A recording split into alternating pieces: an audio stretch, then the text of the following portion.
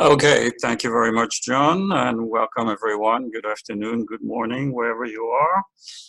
So today, as John mentioned, we're going to go paperless, and this is my personal experience over the past almost 12 years of doing so. So there'll be a lot of content that I have actually done for my own use. So we'll be talking about what paperless is about. Why should you go paperless?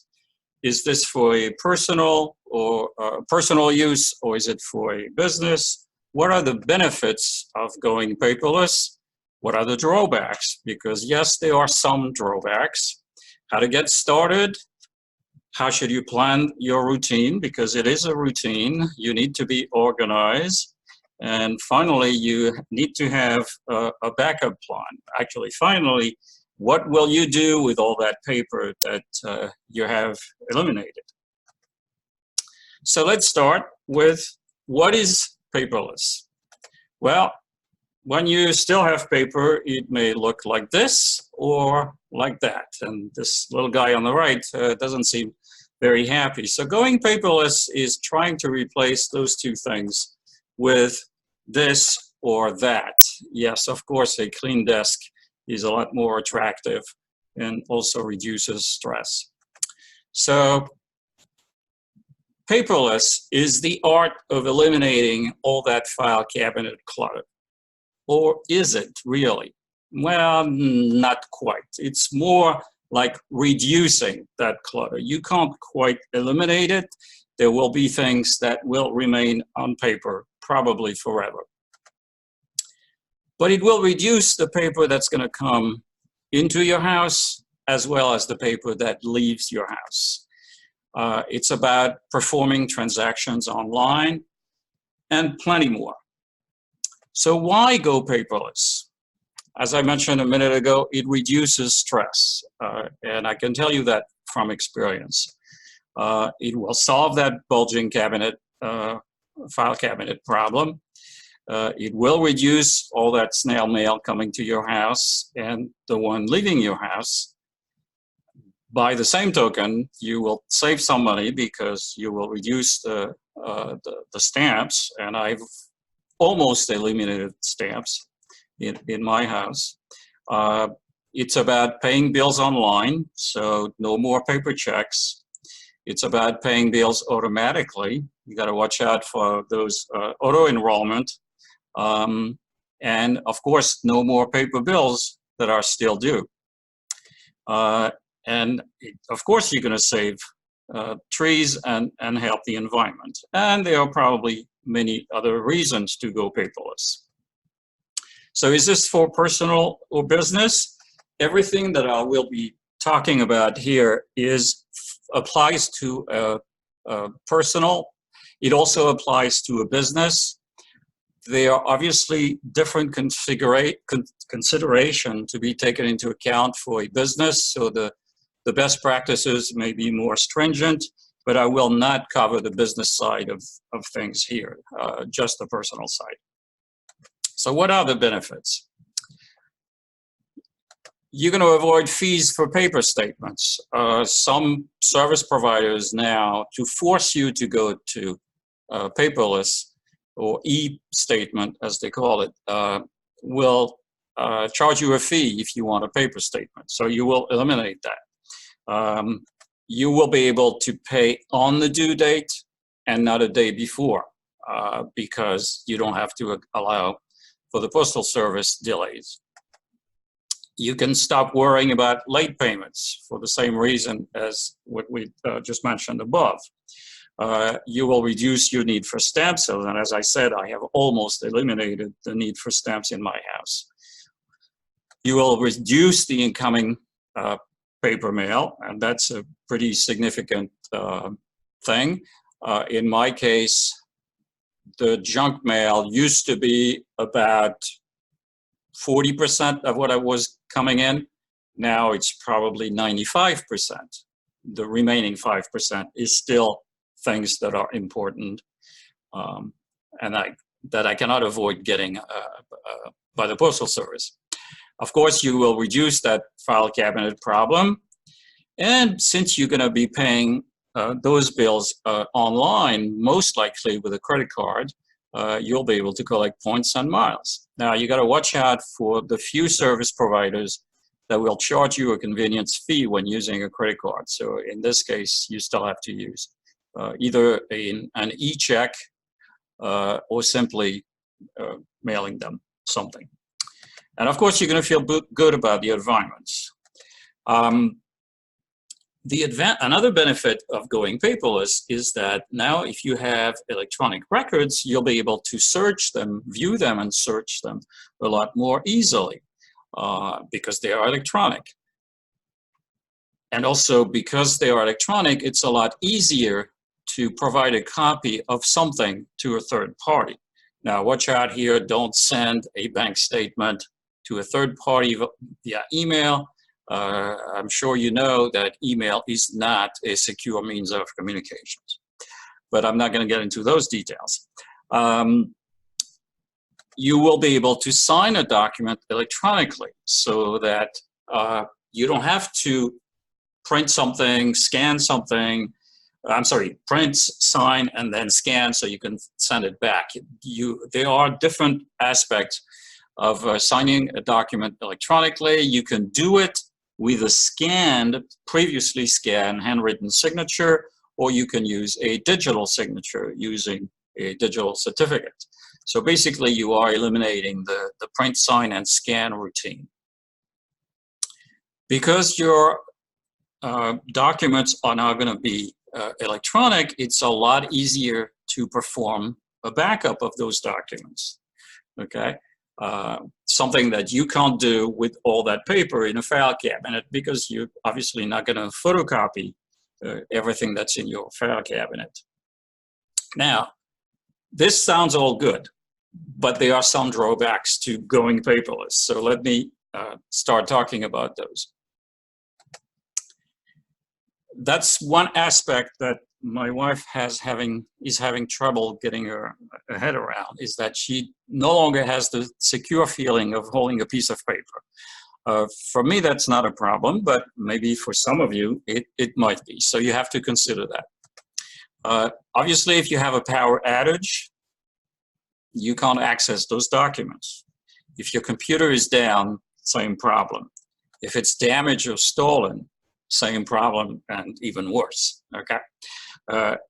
And maybe this is not a real problem for this audience here, but it obviously requires you to be comfortable with technology since you'll be doing everything on the computer, online, and so on. So you have to be comfortable, but hopefully this is not an issue. You have to be orderly as well. Just because you're going from paper to electronic is not going to solve the mess. If you are not an orderly person, you're simply going to go from a paper mess to an electronic mess. Things are not going to get orderly just magically. You still have to be careful. It requires downloading your statements regularly. You can't simply, when you have paper statements, you may accumulate them in the corner of your desk until you have time to deal with them. And they'll just wait for you. They'll still be there. If you wait too long to download your statements, they may not be available anymore. If you wait 6 months or whatever, how long your service provider may keep bills and statements. So you have to do that regularly. You have to plan for keeping all those records electronically, and I'll go into the details for that. It requires a backup. This is mandatory and not optional. Why am I saying this? Now that all your statements and bills and whatnot are going to be electronic, you need to have a backup should something drastic happen and you lose the content of your computer. Okay, so a backup is absolutely mandatory. Preferably that backup is going to be somewhere remote, not in your house. I realize that it's not necessarily practical for everyone, but that's the best backup, is to have it outside your house, outside your home. So you have to have security for that remote backup. PDF, which is the most commonly used format, obviously has some levels of security to be able to deal with that. You can also use disk encryption, whether it's Windows 10 Pro or on Mac OS, you have an option. Some people will mention that there's always the issue, is the PDF format going to be there in 10 years, 15 years, 20 years? I cannot answer that question, obviously, and that is open for debate, but it's been around for probably 20, 25 years. And I would grant you a guess that it's going to be around for a while longer. Okay. But of course, you have to watch for that. And maybe in 10 years or so, when you realize that a new format comes into play and becomes the standard for documents, maybe you have to think about converting or migrating. So how do you get started? You have to make a list of your existing service providers. And I say service in quotes here because it's a very generic concept, okay? I will go through that list with you. You can have assets, you can have income, you can have taxes, bills, health insurance, other forms of insurance, travel and rewards, maintenance in a very generic sense. All those things are just examples of what you need to plan for. So you need to plan that routine and how you will be dealing with all those electronic statements. You have to organize your computer folders, and I will show that in a later slide how you can do that. So let's go through each of those types of service providers that I mentioned here. Let's start with assets. And again, those are just examples of assets. You may have more than you can think of for your personal situation. Obviously, bank accounts with check images, investment and brokerage accounts, college savings account, may not be for yourself, but it could be for your children or your grandchildren. 401ks, IRAs, savings bonds, social security statements.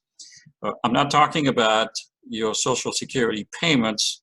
If you're not retired yet, or if you're not collecting Social Security yet, you still have an annual statement that you should download from the Social Security Administration website. You may have a PayPal or a Venmo account. If you're not familiar with Venmo, it's what most millennials use, very similar to PayPal, and it's actually owned by PayPal. And you can probably think of many more. The next category would be income. Employer pay stubs, if you're still working. Retirement pensions, if you've retired.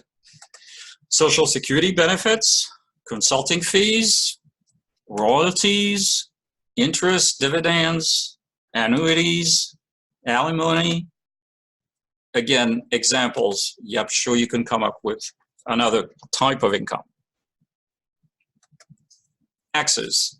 Again, a few examples. Tax forms, W-2s, 1099, for interest or dividend, for other kinds of benefits. 1098-T, which if you're not familiar is when you pay those college tuition, you get a 1098-T from the university or college. 1099-K if you have a business, and so on. In terms of tax returns, you also, still in terms of taxes, you need to collect your tax returns. Most people do e-file, but you still need to keep that tax return in PDF format or something else. If you do donations to charity, you may want to keep track of what you've been donating.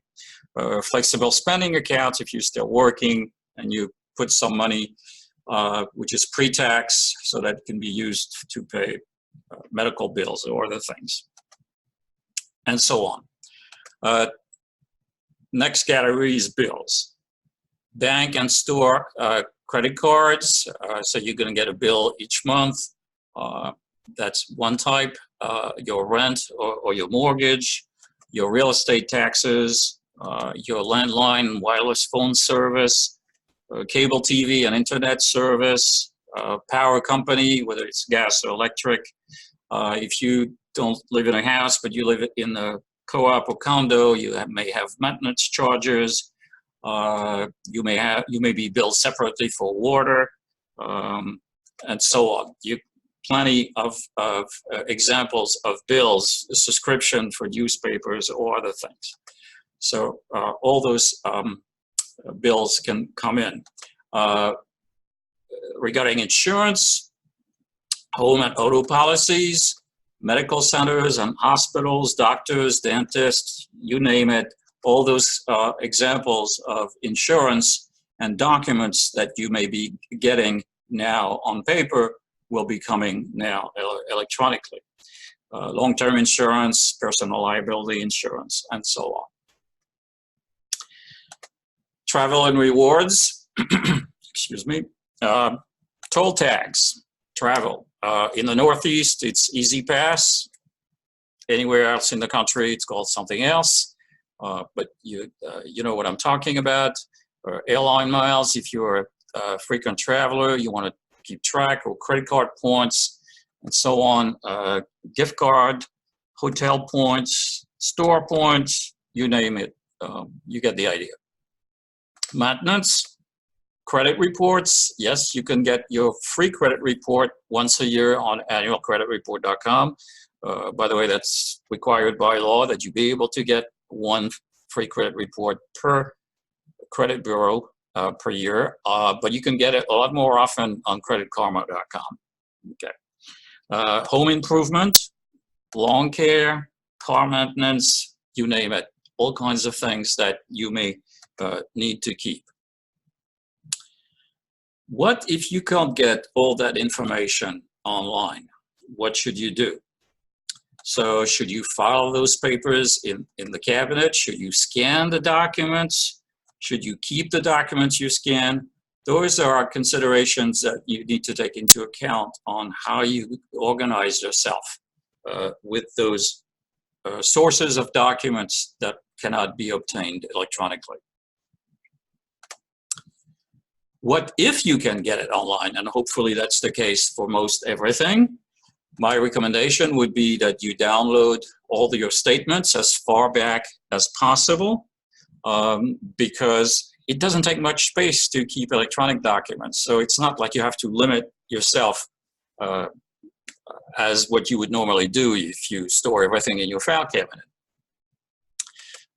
You can probably get rid of the corresponding paper version if you can download everything electronically.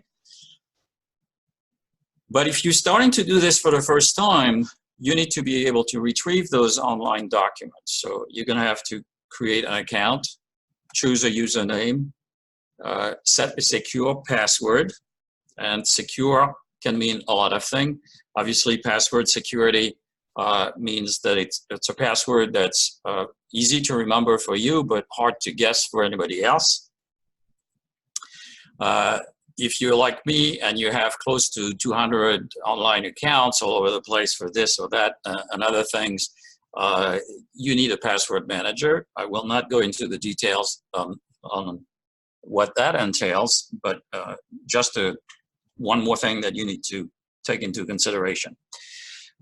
Still talking about security, you need to turn on 2FA, two-factor authentication, if it's available. And hopefully it's available for all the things that you need to get online documents from. If it's not available, I would highly suggest that you complain. Not having two-factor authentication available in this day and age is not a good thing. And your service provider should be told in very clear terms that they should provide it. You may have to select the option for paperless after creating that online account. It may not be an automatic thing. And then you have to select the download format. For most documents, it's going to be PDF, but it doesn't have to be. Now you need to plan that routine. So you may need to set reminders for yourself, especially if you're not getting a regular email telling you that this bill or that bill or that statement is available. So for the others, when you're not getting the reminder, the email reminder, you need to set a reminder for yourself to do things. You need to prepare an overall folder on your computer for all your downloads, and you're going to have plenty. Given the list of examples I've given you, you get the idea that that folder is going to contain a lot of subfolders. I would recommend that you use at least one subfolder per provider, and further down, one subfolder per year, because most likely you're going to have a document, a statement, a bill, whatever, per month. So it's easier if you do it that way. Now, this is just what I've been doing. I will show you what it looks like, but if you find a different way of doing things that works better for you, be my guest. If you are using Firefox, there's a big advantage to using Firefox as your browser. It's because it remembers the download folder per website. And that happened since version 22 or so in 2013. Now, that's a huge advantage because when you download a document from a particular website, you don't have to navigate to the proper folder. It's already there for you. It's going to present you with the folder where you want to download that particular document. Of course, if you download two statements for two different credit cards from the same credit card provider, you're going to have to navigate. But in any case, Firefox, as far as I know, is the only browser that has that capability. I'm not aware of any other browser that can do this. And it's available on Windows, Mac OS, and Linux, so that should cover everything. It's also available on smartphones, but I don't think you're going to want to download any bills or statements on your smartphone. So what about setting reminders? How are you going to do this? You can use an online calendar. I use Google for my calendars. I say calendars with an S because, yes, I do have multiple Gmail accounts. And those calendars synchronize to my smartphone and my computer, so everything is always up to date, regardless of where I look. If you don't want to use an online calendar, you can use your phone calendar app, assuming you have a smartphone. Then it's going to be local to your phone only, and that's all available on both iOS and Android phones.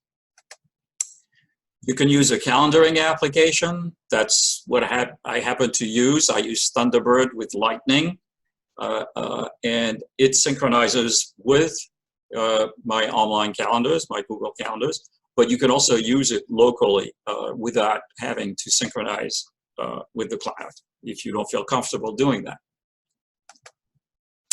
If you still don't like using a calendaring application, you can use sticky notes, which is the equivalent, the electronic version of a sticky that you would stick to your screen or any place else. That's for Windows, and on the Mac or iOS, it's the Notes app, which would be the equivalent. The whole point here is that use something to set yourself reminders to do what you need to do on a regular basis. Of course, as a last resort, but that's really a last resort, you could use a paper calendar, but that would sort of defeat the purpose of going paperless, wouldn't it? So, how would you organize yourself? You have to name your folders intelligently. What do I mean by that?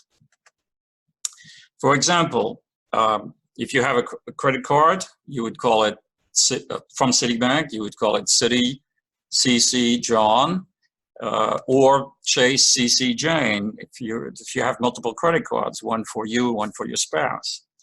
The one thing you don't want to do is simply call it credit card, unless you really have one credit card. But otherwise, I still don't recommend it. It's better to be a little more specific. So that's for the folders. You also need to name your files intelligently. What does that mean? For example, in my area, in the Northeast, Con Edison is the utility provider. So my Con-Edison statements for my electric and gas bills are called in this fashion, are named in this fashion. Now, you notice that I use the international date format. I don't say month, day, year. I use year, month, day. Now that has advantages because when you sort your files alphabetically, which is the default, they will also be sorted chronologically, which is really what you want. If you were to use month, day, year, that wouldn't be the case. So you're going to say, if I have the service provider name in the folder, why repeat it in the file name? That's a very good question, and the reason is actually twofold. Folder security, what do I mean by that? If you are not using Firefox, or even if you are, when you download that bill or statement, showing the name of the folder or seeing files already in that folder before you download the new one will confirm that you are in the proper folder to save your file. So that is especially useful if you're not using Firefox, that would not remember. If you're using a different browser than Firefox, that would not remember the download folder on a per website basis. So that's for what I call folder safety, but it's also file safety. Should something go drastically wrong and you need to recover data off your hard drive, you may see the file name using some recovery tool, some recovery utility. You may see the file name, but you may not know where that file is. So by having also the service provider name in the file name, then you will know where it has to go when you reorganized your recovered data. So it's what I call file safety. To be even safer, you need to keep all those records on a separate computer, meaning not the one that you normally go on the web and shop, because the one that you go on the web with could potentially be more vulnerable because you're going on the web. So it's a little safer. I'm not saying it's always practical to do so, but that's what I do. I actually store those records on a different computer. It's better to store all those documents on the desktop rather than a laptop because it's less likely to be stolen. Obviously, you don't want your only source of those electronic documents to be stolen. So what would that layout be on your hard drive? I call the master folder, I call it finances. You can call it anything you want. And then under finances, I have the various service providers, and under each of them, I have the date. I'm sorry, the year. And then under each year folder, I have the various files. So overall, that's what it would look like. Of course, the tree structure would be a lot more complex if I were to show you everything, but you get the idea of what it can look like. You can make up your own tree structure. I'm not saying this is the panacea, but if you had no idea how to get started, this is a good way to get started. How do you pay bills online? If you haven't done it so far, and you're only starting, you're going to need to create an account with the service provider, choose a username, choose a secure password. We talked about that already. Some password, some of the fields might be remembered by your browser or not all, and it will be up to you whether you want to remember the password. Again, I'm not going to recommend one way or the other, but I do save my password because I save all my password in the Firefox password vault. And of course, I use a master password to protect all the passwords. So the master password has to be a very long and complex password.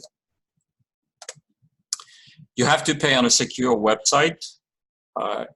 There's absolutely no way you would consider entering a password or entering a credit card information on a website that is not secure. And secure means HTTPS and a valid certificate. Just having HTTPS in the URL is not enough to ensure a secure website. I have seen, unfortunately, many service providers assuring me, oh, don't worry, our website is secure. Well, the problem is that their website is not truly secure because some components on the web page are not, and that breaks the security for the entire page. So don't let them get away with that, and complain loudly if it's not secure. If you don't see that lock, that padlock symbol near the URL, in the URL bar. So capturing an online document. What if there is no way to download a document? Examples are check images for your bank. Now that banks do not send you the checks back, if you want to keep a record of it, you have to download the check image. We will make the check image available online, but in the case of my bank, it's just a picture that they display in a separate web page. So you have to somehow download it. But if it's the document itself, like the statement, that's not available, you have to complain. This is not acceptable in 2019 not to be able to download the statement or a bill. But if you really can't get it, the solution is to use a PDF printer for if you're using Windows on a PC, or use export to PDF if you're using a Mac. If you're using Linux or any other any flavors of Linux, I'm not an expert on that, but I'm sure there are equivalent ways of capturing the content of a web page.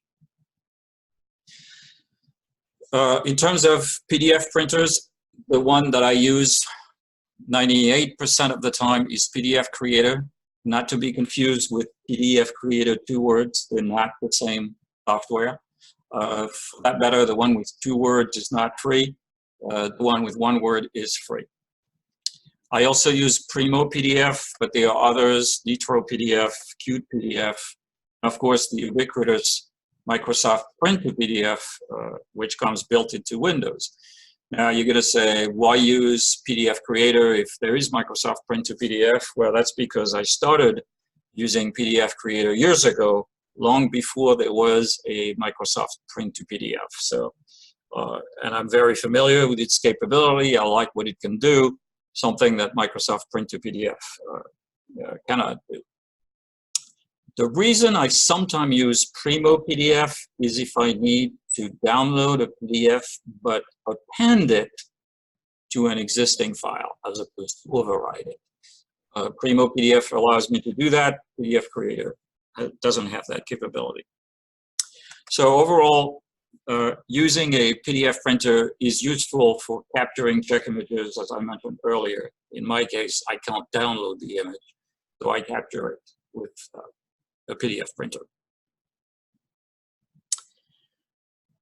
I mentioned at the very beginning that you need to have a backup plan. So I'm hoping you have a backup plan, right? This is not optional. This is absolutely mandatory. You're going to have all your financial documents in electronic format. You cannot afford to lose that, okay? So you need to have a backup. As I mentioned also earlier, the best backup is a backup that's outside of your home, whether it's in the cloud with security, whether it's on a computer at a relative, still with security, on a USB disk at a friend or neighbor, a disk that you keep swapping back and forth with a copy in your home, No matter what, you get the gist. Everything has to be with security. No matter what form of backup, it has to be with security. Even in the cloud, it's best if you use a cloud provider that allows you to choose your own password. Not many cloud providers allow this, but it's best that it be encrypted with your own key as opposed to theirs, so that a rogue employee cannot access your data. A rogue employee of the cloud provider, that is. So hopefully you do have a backup plan now. Let's talk about how long you need to keep those records. Just because you're going from paper to electronic doesn't mean you don't need to keep records for a while. So for how long? Well, the short answer is it depends, because it all depends on what kind of document you're talking about. The long answer is that, unfortunately, I am not the expert on that topic, so you need to refer to someone who knows better. In any case, the general rule is that because you keep keeping electronic records, it's a lot easier to keep them for longer than you would do for paper records. Usually you want to get rid of your paper records because they're taking a lot of room in your file cabinet. You no longer have that problem. So if you need to keep your electronics record for longer than what's required by law or not by law, it's okay, because it's not going to take that much room. 7 years is a number that's often mentioned, sometimes 10 even, but there are a few records that you need to keep for longer than this. Examples: home improvement. If you make home improvements to your home, which you're going to sell 20, 30 years down the road, obviously the 7 years or 10 years doesn't apply. You need to keep those records for a lot longer, as long as you still own your house, so that you can claim whatever tax benefits there is. If you have stocks, obviously once you sell it, could be 10, 15, 20, 25, 30 years later, you need to have those records so that you can appropriately do your taxes when you sell them. You get the idea. The general rule is that it depends. So what do you do with these old paper documents that you can't download? Examples: birth certificate, home deed or title, wills, and so on. This is something that you have to decide on your own. Whoever requests from you to show those documents may not accept a digital copy. Okay? They may only accept the original. That does not mean that you should not scan them, because, for safety's sake, just in case, and sometimes somebody who requested may be fine with a copy. So it depends. That's something that you have to decide. Obviously, if you search scanned documents, which are a lot easier than searching through paper, to be able to search that scanned documents, you're going to need OCR, optical character recognition, when you scan the documents. Otherwise, you won't be able to search anything. I'm just mentioning that in passing. So what do you do with all that paper that you've been collecting, and now you've downloaded, you went back online and you've downloaded many, many years of statements? What do you do with it? The ones that you no longer need to keep on paper. Should you simply throw it in the garbage? Nah, that doesn't look like a good idea, does it? Should you shred it? Yeah, probably would be fine. Should you burn it? Well, if you really care about completely destroying it because you consider those documents to be too confidential, that would be fine. Should you recycle that paper? No way. No way, for obvious security reasons. Or you can do something else if you have the inclination to do so. You can choose to use different means of getting rid of that paper. But that's really up to you. Additional topics to consider.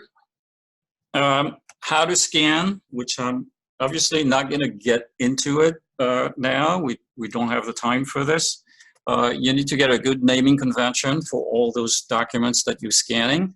I recommend a similar naming convention that what I was describing for downloading your documents. Which format should you scan into? By default, it could be JPEG, depending on your scanner and the scanner software. That's not the most appropriate. PDF is better for at least one big reason.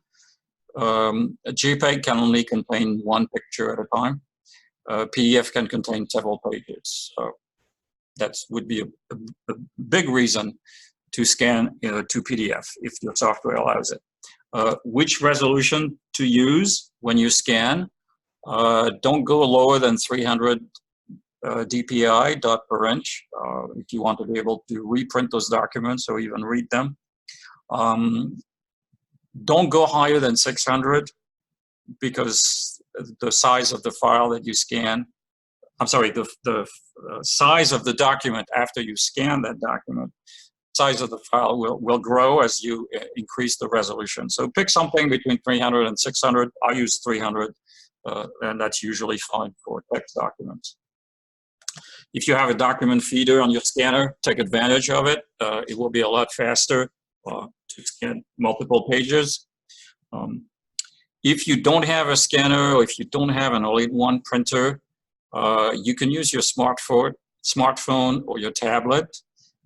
There's an app which is available on both iOS and Android called PhotoScan, which can do a very good job at letting you take 4 quick pictures, and it will automatically adjust the 4 pictures to make a document by getting rid of the extra junk around the document. So if you need to take a picture of something that's rectangular, which is usually the case for a paper document, it's very easy to get a quote-unquote clean cut of that document, or pictures for that matter. You can use the neat scanners, but there are many other scanners out there, especially if you're using an all-in-one printer, whether it's Epson, HP, Brother, and whatever else. And that's it from me. I'll give the last few minutes for questions. John? Lower my mic. Yeah, we had a question from a tablet owner as to what's their best procedure for storing and saving. So somebody who doesn't have a computer or doesn't want to use the computer. Doesn't have, yeah. Doesn't have, okay. If the tablet has sufficient storage, you can download to the tablet. Usually, the amount of storage available on a tablet does not even come close to what can be made available on a computer. So you're going to have to think about this carefully because of space requirements. Keep in mind that a statement of a few pages, let's say a bank statement, is going to run you in PDF format around 300, 400, 500 kilobytes. So it's not that big. But if you're talking doing this for multiple banks, multiple years, and so on, you're definitely talking about a lot more space. And of course, a tablet being so much more vulnerable to being stolen, you absolutely need to have a backup plan. Okay, you cannot afford to store the only copy of those financial documents on the tablet. Now, so you would recommend then that they would have to use cloud storage? They would have to use cloud storage at a minimum. Some newer tablets have the ability to connect, those that have a USB-C connector, not a USB AOD, I keep forgetting which is which, but the older USB connector. If you have a newer tablet with a USB-C connector, you can connect an external drive to it, or USB key for that matter. And therefore, you can offload to that external storage. That would be another possibility. That's good, because that was kind of what they wanted. Question came up about scanner recommendations. You know, you mentioned some of the name brand, but do you have scanners that do a better job of scanning so that they're clear to read? Somebody said, what about the Fujitsu Scan Snap? So my experience is with all-in-one printers that contain a scanner. At 300 DPI, I have absolutely no problem reading anything that I scanned. If you want to test it for yourself and you find that 300, if you blow it up, is not enough, go to 400, 600. But I would find it to be wasteful to go higher than 600 for documents that are 99% text. Okay? If the logo of the company is not quite legible, who cares? Okay? What's important is the text information. So 600 should be absolutely plenty fine to scan. Now, I don't think you don't need to buy an expensive scanner for doing this. Okay, absolutely not. Don't waste your money on that. An all-in-one printer, whether it's from Epson, HP, Brother, Canon, or Fujitsu, or whatever, will do the job just fine. And those can go up to 1200 DPI should you want to really scan this high. Again, I do not recommend. So there is, and those all-in-one printers, $100 is not uncommon. So don't go spending a lot of money on a scanner, on a professional scanner. You don't need it. For somebody who would want to begin to do this, they might, you know, get scared off because I have all of these back documents of paper that you know I'd have to scan. It just looks overwhelming.